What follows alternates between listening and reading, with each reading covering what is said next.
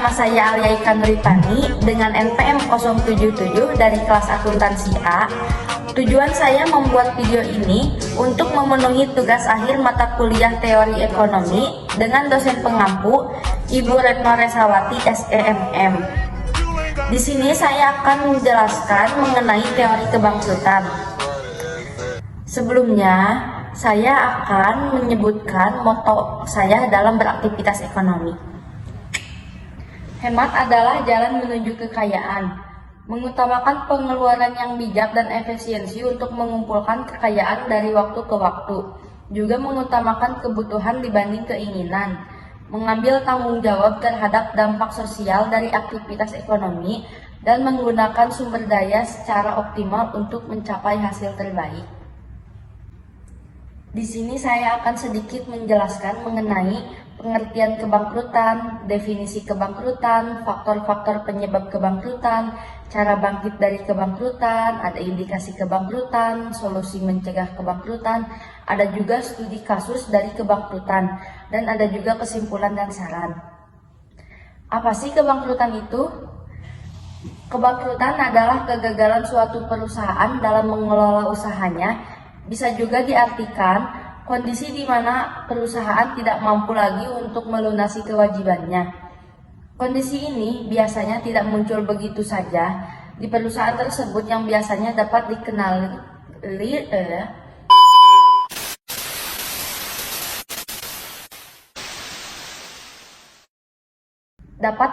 lebih dini jika laporan keuangan dianalisis secara lebih cermat dengan suatu cara tertentu.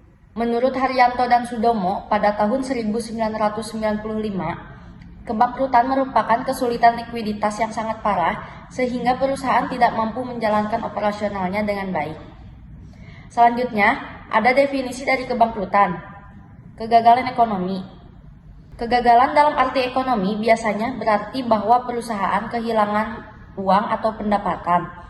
Perusahaan tidak mampu menutupi biayanya sendiri. Dalam hal ini, tingkat labanya lebih kecil dari biaya modal atau nilai sekarang dari arus kas. Kegagalan terjadi bila arus kas sebenarnya lebih kecil dari perusahaan tersebut jatuh di bawah arus kas yang diharapkan. Selanjutnya, ada faktor penyebab internal dari kebangkrutan, yaitu manajemen yang buruk dapat merugikan perusahaan karena arah dan tujuan perusahaan ditentukan oleh manajemen. Ketika manajemen salah dalam mengambil kebijakan atau tidak mampu menganalisa kebutuhan pasar, maka hal tersebut akan dimanfaatkan oleh pesaing untuk mengambil keuntungan sehingga melibatkan kerugian. Adapun faktor penyebab eksternal dalam ekonomi, adanya gejala inflasi dan deflasi dalam barang dan jasa. Inflasi dapat menyebabkan depresiasi nilai mata uang negara tersebut. Dampak dari inflasi tersebut salah satunya menurunkan daya beli masyarakat. Dalam sosial, adanya perubahan gaya hidup di masyarakat yang menyebabkan permintaan terhadap pasar.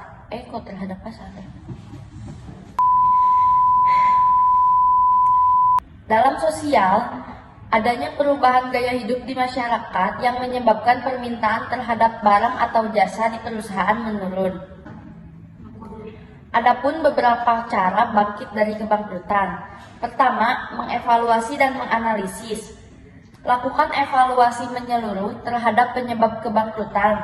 Apakah karena masalah manajemen keuangan, atau pasar yang berubah, atau strategi yang kurang tepat. Dan yang kedua, komunikasi dengan kreditur. Sangat penting berkomunikasi secara terbuka dengan kreditur dan pihak terkait lainnya untuk mencari solusi bersama. Ketiga, perbaiki manajemen. Tinjau kembali struktur organisasi dan manajemen untuk memastikan efisiensi dan efektivitas dalam pengambilan keputusan. Dan yang keempat, pantau dan evaluasi. Pantau terus perkembangan rencana usaha yang telah dibuat dan lakukan evaluasi secara berkala. Dan yang kelima, konsisten dan ketekunan. Proses bangkit dari kebangkrutan memerlukan konsisten dan ketekunan. Tetaplah fokus pada tujuan jangka panjang perusahaan. Ingatlah bahwa bangkit dari kebangkrutan membutuhkan waktu dan upaya yang besar. Tetapi dengan strategi yang tepat dan komitmen yang kuat, perusahaan dapat pulih dan bahkan berkembang kembali. A few moments later. Adapun indikasi dari kebangkrutan, pertama, kesulitan keuangan. Perusahaan mengalami kesulitan dalam memenuhi kewajiban keuangan yang jatuh tempo seperti pembayaran utang atau gaji karyawan. Kedua, arus kas negatif. Arus kas perusahaan terus menunjukkan defisit atau tidak seimbang, di mana pendapatan tidak cukup untuk menutupi biaya operasional dan hutang. Ketiga, penurunan penjualan. Terjadi penurunan yang signifikan dalam pendapatan atau penjualan produk atau jasa perusahaan. Dan yang terakhir, tingkat persediaan yang tinggi. Persediaan atau stok barang yang tinggi dan tidak bergerak mengindikasikan bahwa produk tidak terjual dengan baik atau ada masalah dalam manajemen persediaan. Setiap perusahaan dapat memiliki kombinasi yang berbeda dari indikasi ini, dan penting untuk mengenali tanda-tanda tersebut dengan cepat agar langkah-langkah perbaikan dapat diambil lebih awal. Selanjutnya, ada solusi mencegah kebangkrutan. Yang pertama, melakukan evaluasi bisnis secara objektif. Evaluasi setiap mingguan atau bulanan untuk mengetahui titik keunggulan dan kelemahan menjadikan bisnis sebagai bahan objek atau koreksi. Oleh karena itu, hal yang tidak boleh terlewatkan untuk dilakukan sebelum membuat keputusan bisnis adalah mengidentifikasikan masalah dengan cara mengenali dan memahami apa masalah yang sedang terjadi. Dan yang kedua, jangan mengabaikan peran media sosial. Di zaman serba digital seperti sekarang, media sosial memiliki banyak peran aktif dalam kelancaran sebuah bisnis. Masyarakat dari semua kalangan atas Oh, okay. Masyarakat dari semua kalangan atas dan bawah, baik yang tua maupun muda, menggunakan internet dalam kehidupan sehari-hari. Oleh sebab itu, media sosial dapat digunakan sebagai alat promosi yang tepat untuk menyampaikan produk bisnis kepada konsumen. Dan yang ketiga, meningkatkan pelayanan ke pelanggan. Dalam berbisnis, aspek yang paling utama adalah memiliki pelanggan. Semakin banyak pelanggan, berarti bisnis kita memiliki pangsa pasar yang bagus. Untuk itu, perlu adanya timbal balik dengan memberi pelayanan yang lebih baik lagi pada pelanggan.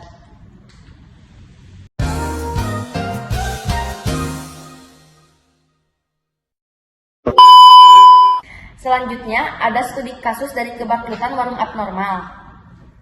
Sebentar ya. 2 hours later. Sebelumnya juga saya akan sedikit menceritakan asal-usul warung abnormal sebelum downfall. Warung abnormal sebenarnya kafe apa warung sih? Kafe ini selalu ramai pengunjung, dan gimana sih ceritanya kafe ini yang dulunya ramai banget sekarang jadi tutup? Minimnya artikel yang aku temuin tentang penyebab warung abnormal ini jadi tutup, saya akan menjelaskan dari sudut pandang orang ketiga yang cukup relevan menurut saya. Bagaimana sih kesuksesan warung abnormal yang membangun kerajaan waralabanya? Biar gampang saya panggil abnormal aja ya. Abnormal merupakan bisnis F&B, makanan dan minuman berkonsep kafe restoran yang cukup terkenal di kalangan anak muda pada saat itu. Terutama anak-anak kampus yang belajarnya 15 menit, tapi nongkrongnya sampai 4 jam.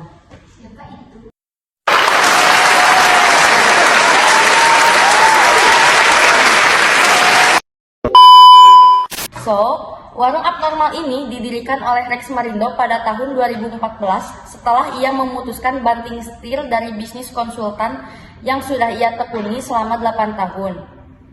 Awalnya, Rex enggan membangun warung abnormal untuk bisnis kuliner pertamanya 1 tahun sebelum mendirikan warung abnormal. Dia mendirikan nasi goreng mafia dan berlokasikan di Bandung. Tunggu. Mafia? Awas jatuh.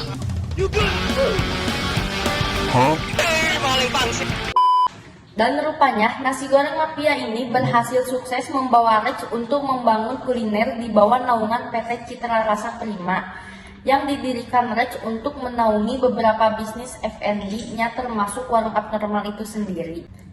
Warung abnormal memiliki konsep casual cozy dan ramah pengunjung tapi kurang ramah kantong bagi beberapa orang.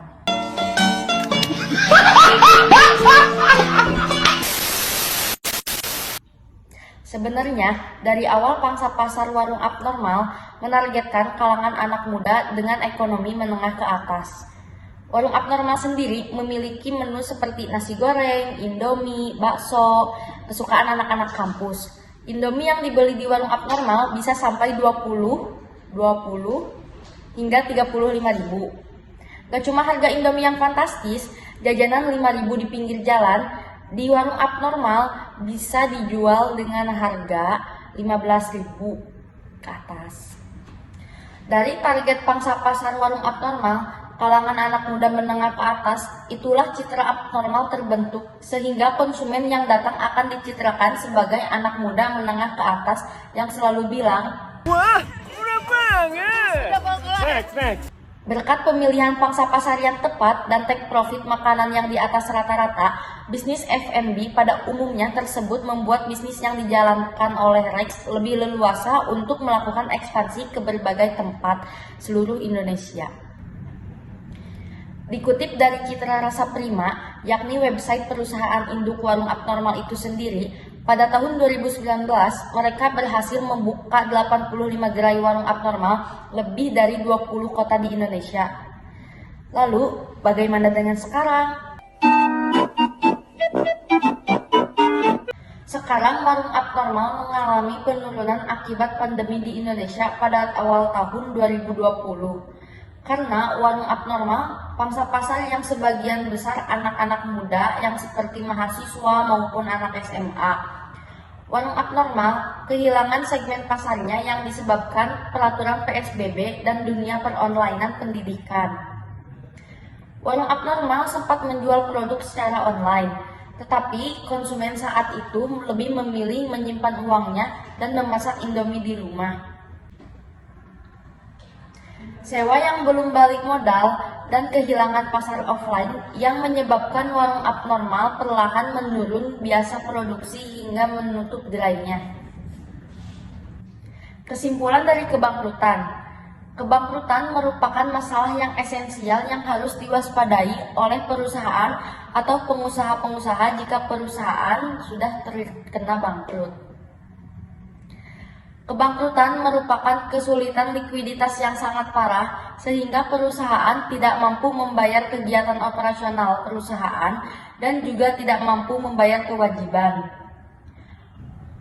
Untuk itu, perusahaan harus sedini mungkin melakukan berbagai analisis, terutama analisis yang menyangkut kebangkrutan perusahaan. Dengan melakukan analisis sangat membantu bagi perusahaan untuk melakukan antisipasi yang diperlukan. Dan yang terakhir ada saran. Agar tidak terjadi kebangkrutan, kita harus mempelajari strategi pemasaran agar barang atau jasa yang kita jual bisa dikenali banyak orang. Perusahaan bisa mempertimbangkan keluar masuknya keuangan dan juga perlu menseleksi karyawan yang bisa mempertimbangkan manajemen yang baik dan bisa mengambil keputusan yang bijak. Agar semuanya tersusun rapi, hindari piutang yang tinggi. Karena semakin tinggi piutang, semakin pula banyaknya terjadi kebangkrutan perusahaan. Alhamdulillah, mungkin di sini sudah cukup saya jelaskan mengenai teori kebangkrutan dan juga studi kasus dari kebangkrutan warung abnormal. Mohon maaf bila ada salah kata atau mungkin sulit dipahami.